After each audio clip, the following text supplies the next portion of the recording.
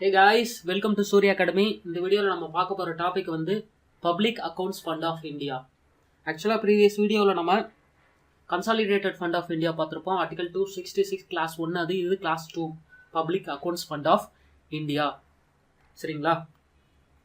ஆக்சுவலாக public accounts fund of இந்தியாவில் என்னென்ன இருக்கும் அப்படின்னு பார்த்தீங்கன்னா, நம்ம அந்த பிஎஃப் சேமிக்கிறோம் இல்லையா, பிஎஃப் இபிஎஃப் இதெல்லாம் சொல்லிட்டு ப்ராவிடென்ட் ஃபண்டுன்னு சொல்லிட்டு போகிறோம் இல்லையா, அது நம்ம போடுற அந்த சேவிங்ஸ் பேங்க் அக்கௌண்ட் இருக்குல்ல, போயிட்டு காசு வைப்போம்ல, பேங்க்கில் போயிட்டு சேவிங்ஸ் பேங்க் அக்கௌண்ட் ஓப்பன் பண்ணுவோம்ல, அது judicial deposits, departmental deposits, remittances, இது எல்லாமே பப்ளிக் அக்கௌண்ட்ஸ் ஃபண்ட் ஆஃப் இந்தியாவுக்கு தாங்க போகும்.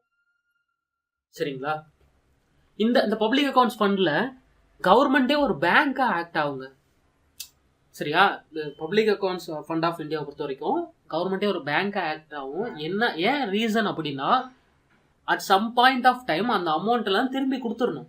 யாருக்கு கொடுத்துடணும்? ஓனர்கிட்ட. இப்போ நான் பிஎஃப் சேமிக்கிறேன் அப்படின்னா, நான் புது ஆஃபீஸ் மாறும் போதோ இல்லை எனக்கு ஒரு குறிப்பிட்ட டைமில் பிஎஃப் தேவைப்படும் பொழுதோ பிஎஃப் எனக்கு திரும்பி வேணும் அப்படின்னு சொல்லி நான் கேட்டு வாங்கிக்குவேன்.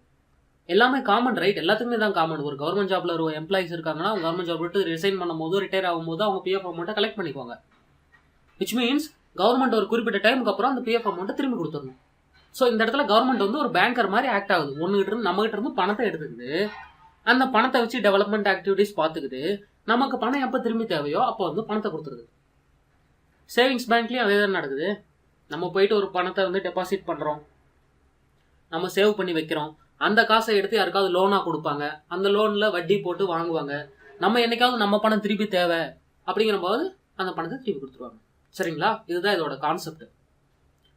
சரிங்களா? Public accounts fund of India இது வந்து முதல்ல நம்ம பார்த்த கன்சாலிடேட்டட் ஃபண்ட் ஆஃப் இந்தியாவில் வராத மீதி எல்லாம் பப்ளிக் அக்கௌண்ட்ஸ் ஃபண்ட் ஆஃப் இந்தியாவில் வரும்.